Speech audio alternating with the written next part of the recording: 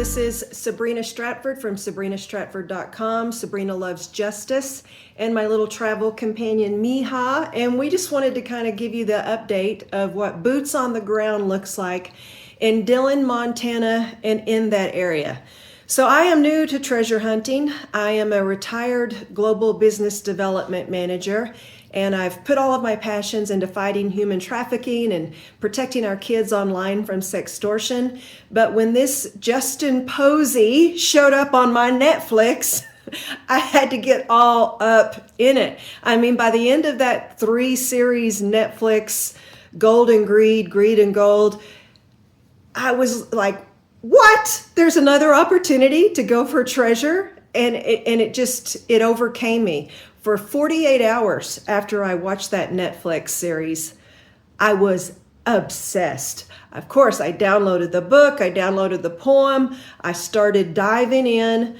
I use Microsoft products, and Justin Posey's from the Microsoft world, so I got into my OneNote, and I now have 37 folders full, because every time I go into a state or a keyword or a solve, I build a folder, and now it's all I think about and all I do. So I'm going to take you through what my solve looked like around that area, because I became so convinced. I was one of Justin's statistics that I 100% knew where the checkpoint was, that I went boots on the ground like 2 weeks after this whole thing started. I didn't find the treasure. Spoiler alert. But I had a blast, and I want to tell you the things that I did learn about the Montana area. I'm just going to read some notes that I made when I came back off the road. Lesson number 1, never claim 100% unless you know something to be true 100%. I would have bet money, and did, since that trip wasn't budgeted, that the starting point was Maiden Rock. You know why? Because she had her face blown off. So I got into all the research about Maiden Rock, and there's an Indian poem that you may have found if you start researching Maiden Rock that's from an Indian tribe where she came halfway down the mountain to look out for her groom, and she got frozen there on the hill, and that's why it's called Maiden Rock. And then I think in the 1960s, they blew up the face of that rock. I mean, could it fit more perfectly? So my assumption was that I was going to be able to go stand at that rock, and then if I imagined that she had the face of the rock back, had her face back, return her face, I would just be able to look out, go 20 degrees, maybe a mile out, and X marks the spot. So that's what I did, and that's why I was so sure, because it is up around the bend of the Big Hole River. There's even an inlet there called Quinn. Guess what Quinn means in Irish? Wise, wisdom. So in addition to Wisdom, Montana, I had that little nugget. I was just so confident that I drove like 11 hours to get to Montana, and I could have driven straight to the X marks the spot, but it was going to be dark, and I didn't want to be loading up my gold into my car in the dark, so I got a hotel room and went at the crack of dawn the next morning. When my little dog Miha and I got out of the car and charged up to X marks the spot, my heart started pounding out of my chest. Why? Because there was a huge grove of oak trees, like about 3 trees all tangled up. And, you know, one of the things that Justin keeps emphasizing is that oak shilling, and I'm thinking that treasure's under that oak tree. We got out of the car, and I just knew I was going to walk right up to my treasure. We get up to the oaks, nothing under there, so I start scooping out leaves and debris and sticks, digging around, throwing rocks, and then of course I went out further and further, and I'm probably thinking like a half mile, walking circles around in that area. So we're there about an hour and a half, and pretty soon I see a white truck coming down the road, and I see a woman out on the property, and my first instinct was like, hide! And then I thought, no, wait a second, I'm not doing anything wrong. Stay calm. And she walks up, and as soon as she gets into earshot, she says, hello, and I said, hello, and then it just like immediately dawned on me. I said, am I on private property?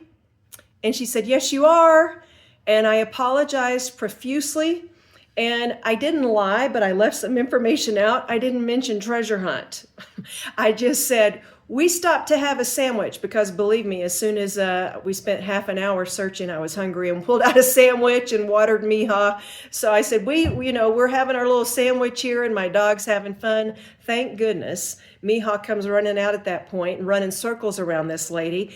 My dog is cute. And so she was so enamored with my dog, I didn't get into trouble. She said, oh, take your time. I'll bet you that her attitude has changed now if anybody else has had that same solve. The thing is, the property wasn't really marked as private property, but there was a gate. But the gate was open. It was wide open. So I just pulled right in and pulled off the side of the road and went about my way. Lesson learned here. There are ways online to find out if property is public or private. In the future, I'm going to be checking it out further. So let me read some of the rest of the notes that I made when I returned from my trip. With the confidence of Britney Spears and spandex, I loaded up my Honda with all of my camping gear and my canine co-pilot Miha. All in all, we drove 1,800 miles and needless to say, came up empty-handed, but no regrets. X marked the spot beneath a huddle of ancient oaks, their arms tangled like old friends in a quiet field. Lesson learned, even Google Maps can't read the soul of the land. It waits until you're at the gate, looking at a lock that wasn't drawn on any screen. The Big Hole River isn't a Colorado tailwater.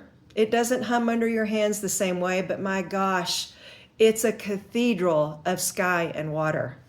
I'm an avid fly fisher, and I know my Colorado waters around here outside of Denver, up western into the western slope. I know them like the back of my hand, and I catch fish every time.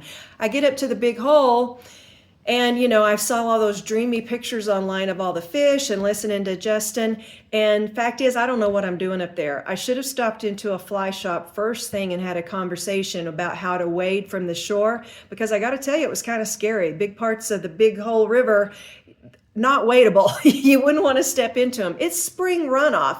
And then when I got out to other parts of the river, there were signs every once in a while that said there had been a drought and you couldn't fish in that part of the river. So my plan was to wait until the following morning after I had spent a couple of days treasure hunting, and I was going to go fish tailwaters, which are the smaller waters of a big river, and you can wade them. But wouldn't you know it, the next morning it started snowing, and I'm kind of fair weather at this point in my fishing career. So I decided I wasn't going to fish any longer, and Miha and I got back in the car and we drove 11 and a half hours home. Next time I'll go better prepared on how to fish those waters. I never saw a single fish shimmer, but I'm not mad about paying my $75 tithe to Montana's Wild Heart. $75 gets you 5 days, I think, of a fishing license. Miha chased Tucker's ghost with the reckless joy of a child chasing the wind, her little body coated head to toe in mud. She wore her adventure home and earned her first Motel 6 baptism. She was filthy. She had a blast running up and down the shore of the Big Hole River, and she did. She got covered in mud. She loved it, but then I wasn't going to try to sleep in the car with her that muddy, so we got another hotel room. Motel 6 welcomes pets, so I cleaned her up, cleaned up the hotel bathtub, and that was an adventure for us, so that was a first.